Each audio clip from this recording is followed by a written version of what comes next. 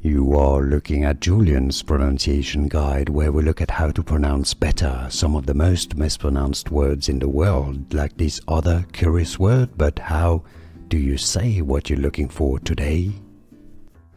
Let's learn how to pronounce the name of this type of practitioner, doctor. If you want to learn more medical terms, words from medicine that are confusing in English, more vocabulary, stay tuned. I've got more videos for you at the end of this one.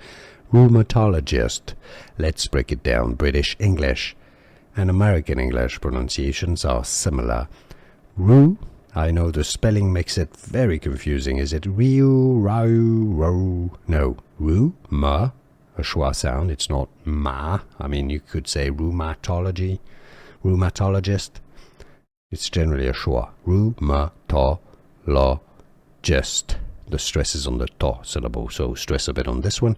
Rheumatologist, alright? It's easy once you know. Rheumatologist, and now you know. Here are more videos on how to pronounce more confusing words and names too many mispronounced. Like this video if you found it useful. I appreciate your support. I'll see you soon and thanks for watching.